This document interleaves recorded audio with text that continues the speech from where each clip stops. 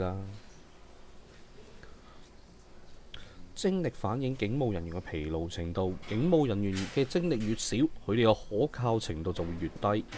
精疲力竭嘅警務人員可能會喺駕車時瞓着咗，或者喺工作時候出現嚴重失誤啊。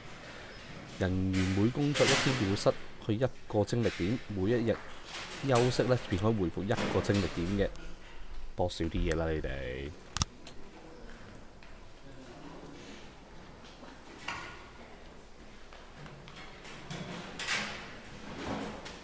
警務人員係唔會將自己所有嘅嘢都話俾你知嘅，佢哋一啲嘅屬性係無法直接看到嘅，例如一些警員係非常懶惰啦，會諗出各種嘅藉口請假休息呢，一啲係好酒如命喎。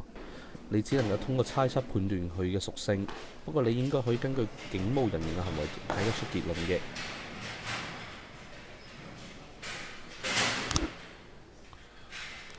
哇！我哋有咁多人返工嘞〜屌佢呢個廢㗎，得個5點叫佢死啦！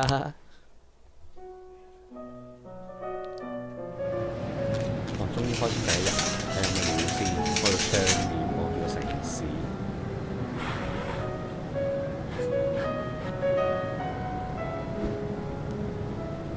接警出警係呢個警察局嘅家常便飯，你需要喺時間結束之前派出警員前往作案發現場。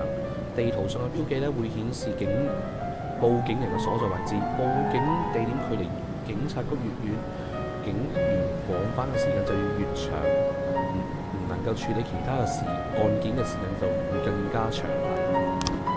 發生咗咩事？查看每次出警可以派出嘅人員上限同埋判斷案件難度嘅最簡單嘅方法噃。人員上限越高，證明呢件案件嘅難度同埋危險性可能都會越大。一啲案件非常棘手，你可以派遣特警處理，但係至少需要再派1名警員前往㗎噃。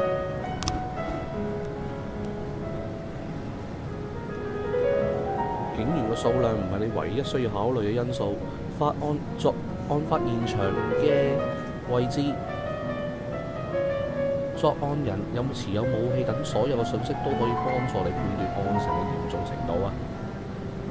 一啲案件開頭望落去好似好簡單容易，最終會釀成一宗慘劇；一啲案件喺報警人口中嚴重可怕，實質上可能係一次虛報嘅浪費警力嘅事情噃。咁我哋睇下呢單究竟係咩事啦。肇事逃脫啦！每日商場裏邊有一對夫妻行出某間便利店，睇到嘅停車場有一部褪車嘅麵包車，碌到一個喺度揾緊垃圾嘅流浪漢。司機跳落車去救人，睇到撞到嘅流浪漢，即刻返回車內，迅速離開呢個現場啊！哇！會唔會打劫㗎？咁樣嘅話，咁我哋就派一個得得地嘅人。再派一個廢柴，好啦。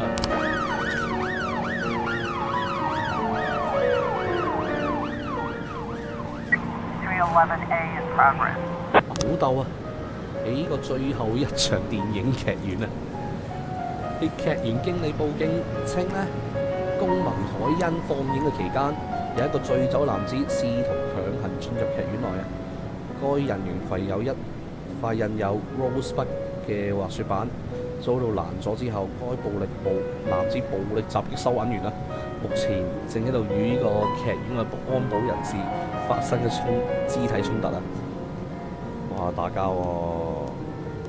應該都係戇鳩仔、戇鳩僆仔搞事嘅啫，冇事嘅冇事嘅，派個廢柴過去啊！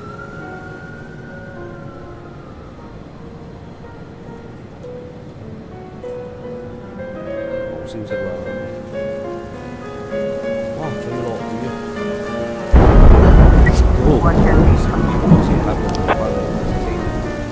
理想嘅情況下，警務人員係應該會捉到呢個作案人士嘅，冇人死亡。然而喺一啲情況下，犯罪明顯現場，盡量避免警務人員或者平民死亡。警務人員死亡會影響你嘅警察隊伍啊！平民死亡呢嘅事件呢，就會比活人更加令呢個市場頭痛噃。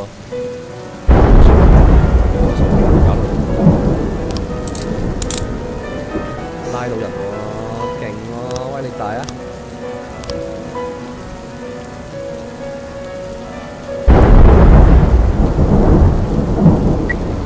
好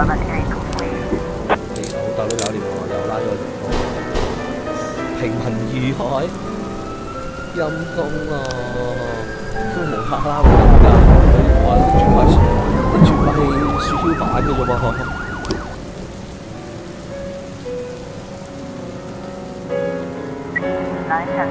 哇！成交有呢個持械動力啊！睇下先，拎住個散彈槍喎，咁撚豪華。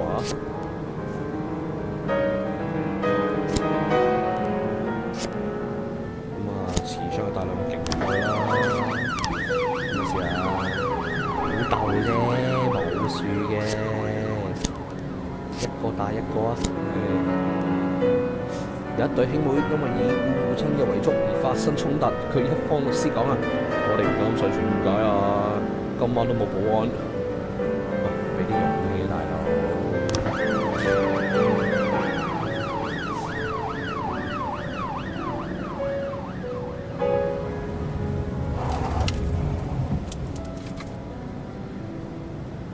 哇！成交完。韓民區嗰度睇有乜事發生，有一名路人啊見到若干名嘅青年攻擊緊一個老年音樂藝人啊，搶咗佢個吉他同埋錢喎。呢度得翻啱啱好3個，咁啊祝你哋好運啊我。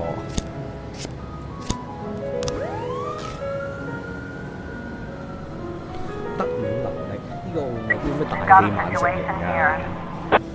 嗱，犯罪現場嘅警員咧，當佢不知所措可能亂落嚟嘅。讀多啲書啦，你哋仆街！請你指揮行動，無論出現點樣嘅情況，你都要盡力應對。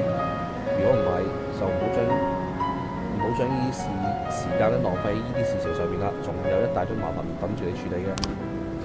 睇咩事先？我哋而家嫌疑車輛停喺呢個布朗住宅區外啊，從客廳窗外能夠聽到裏面傳來嘅呻吟聲同埋大笑聲喎。咁啊，梗係我不嬲玩開呢個 Metal Gear 嘅，潛入去啊！地步啊，哇勁啊，仲要加能力添啊 ！OP。好大個報告點咧？又拉到人喎！究竟呢個城市每一日有幾多罪案發生？我都睇唔出。喂，6點啦，收工未啊？仆你個街！故意傷害3條友喎，逃走！仆你臭街啊！好彩我個5點都減無可減啫。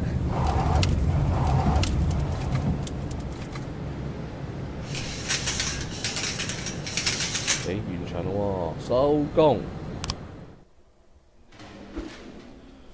如果你覺得第2日可能需要增加人手嘅話，你可以命令任何警務人員繼續前來工作。不過，如果佢哋連續工作太多日呢，將好容易出現一個精疲力盡嘅狀況嘅。咁樣一來呢，終究會有人掉鏈啊！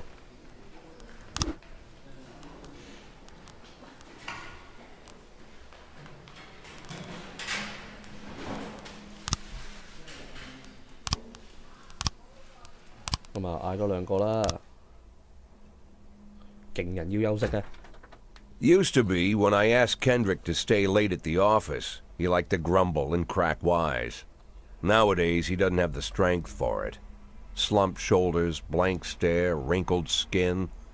The past few weeks, I don't hardly recognize my old friend. In his younger years, he reminded me of a gallant royal officer in an old Kipling story.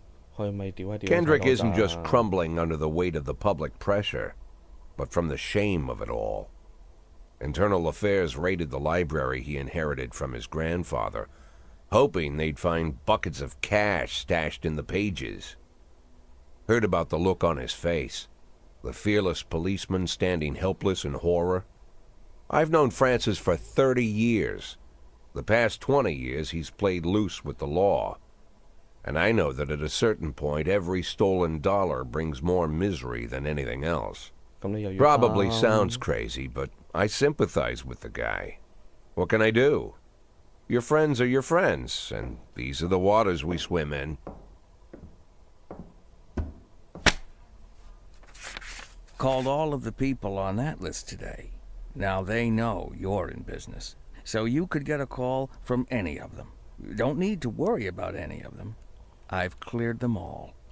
And what kind of business are we talking here? It's nothing too serious, just like you asked. Should be just a few small favors. Payments will vary depending on the situation and who you're dealing with. How much are you looking to earn? $500,000. $500,000? Why not a whole million? Because everybody wants to take $1 million. Figured I'd try something different. $500,000 in 180 days? Well, you could earn it all above board if you netted all the big fish and hit all your bonuses. Never knew you for a fisherman. Well, you never got into my business, and I'm not trying to get into yours. But be careful about bringing in any other cops. Sooner or later, they'll put the finger on you. And one more thing, Jack. I remember what you said, but I should probably add one more name to that list. Christopher Sand. Sand. 桑特啊，究竟係邊個呢 Christopher G. Sand. Everyone knows the name, but few could tell you who he is. The old man stays away from the spotlight. Always wears old-fashioned jeans and knitted sweaters. Gives to charity. Rarely attends social events. An avid hunter, I hear. Even dabbles in poetry. You'd never guess he's the head of the oldest and most powerful gang in the city. Goes back as far as his great-grandfather. And Sand is strict about following the old rules. He rarely involves himself in commonplace murders and robberies. Hardly needs to intimidate anyone to get his point across. The people who work for him each have their sphere. They provide protection where needed, even work with the authorities when they want to make a deal. Meanwhile, Sand pulls the strings without getting his hands dirty. People sometimes mistake his quiet approach. A couple years ago, an arms dealer decided to expand its business without asking permission, and his whole family paid the price. In 4 weeks, Sand killed 31 people. Old men, women, even a few teenagers. And Sand's people made sure every paper reported it.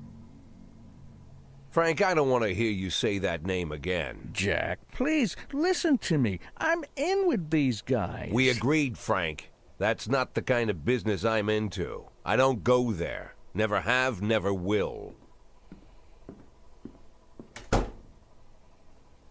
哇，好有原則咁樣喎。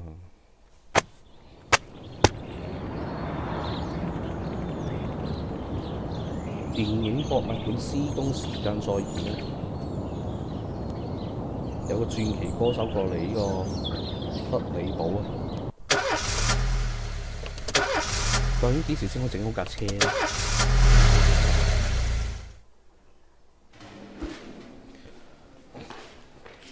警務人員如果非常疲累啊，唔能夠正常工作呢，佢哋就會向你請假嘅噃。一啲情況下呢，警務人員需要精力滿滿，但係都會請假嘅。一啲理由係非常無厘頭，有啲呢就非常嚴肅可言啦。唔好寵壞你嘅下屬，但係亦都唔好同佢哋反目成仇啊！記住，每個人都有佢哋嘅小秘密，你必須保證佢哋唔會將你嘅秘密督出去啊！哇，勁啊！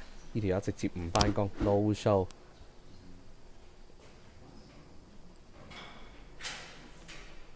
警務人員唔只有業務能力評分啦，仲有警銜嘅。警務人員最初嘅警銜呢係級別非常之低，但係可以逐漸升為1支柴、2支柴或者3支柴嘅。每個禮拜你可以舉行一次晉升嘅儀式啦，向下屬頒發一個警銜嘅。你如果認為呢個禮拜所有人都冇資格攞到晉升嘅機會呢，可以將呢個儀式推遲啊，直到有人表現優異再將呢個警銜發出。警函不但可以提高呢個警務人員嘅業務能力喎，